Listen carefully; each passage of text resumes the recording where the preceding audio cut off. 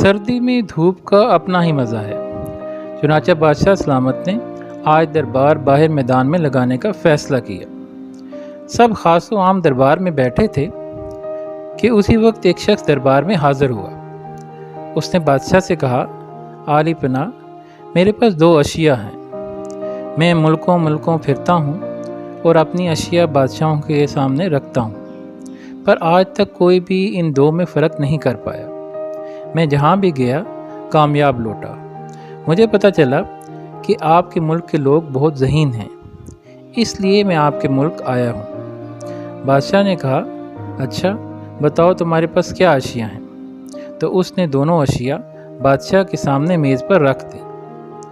दोनों अशिया देखने में बिल्कुल एक जैसी, उनकी रंगत, तराश खराश, चमक दमक, गोया दोनों एक दूसरे की नकल महसूस होती थी।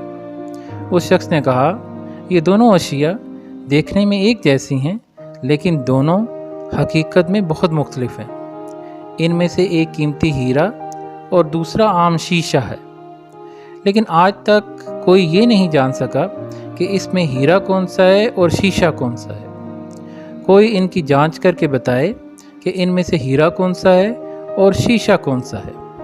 अगर कोई सही पहचान गया तो मैं हार गया और ये कीमती हीरा आपका हो जाएगा। बादशाह सलामत ने दोनों को बगौर देखा, लेकिन वो दोनों में फ़र्क ना कर सका।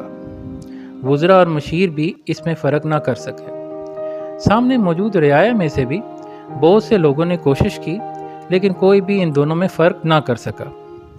बादशाह को अब अपनी शिकस्त सामने नज़र आ रही थी। दरअसल शिकस्त पर इनाम देने का मसला नहीं था। बादशाह के पास बहुत दौलत थी। असल मसला बादशाह की इज़्ज़त का था, क्योंकि तमाम आलम में मशहूर था कि बादशाह और उसकी रियाया बहुत ज़हीन हैं। आखिर रियाया में से एक नबीना शख्स उठा और उसने कहा कि मुझे बादशाह के पास ले चलो। मैंने तमाम बातें सुनी हैं और ये भी सुना है कि कोई भी इन 2 चीज़ों में फ़र्क नहीं कर पा रहा। वो एक आदमी के सहारे बादशाह के पास पहुंचा तो उसने बादशाह से कहा, वैसे तो मैं पैदाइशी नाबीना हूँ, लेकिन मुझे एक मौका दिया जाए। हो सकता है कि मैं कामयाब हो जाऊँ, और अगर कामयाब ना हुआ तो आप तो वैसे भी हार चुके हैं।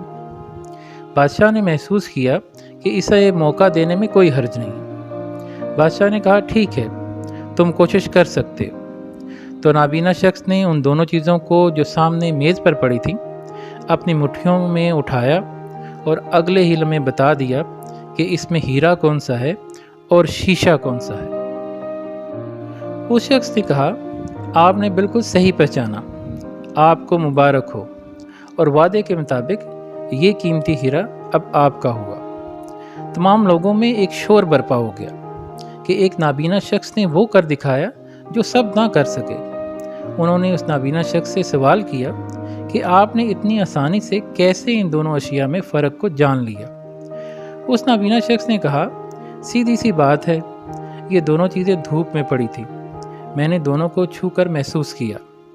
जो ठंडा रहा वो हीरा था और जो गर्म हो गया वो शीशा था।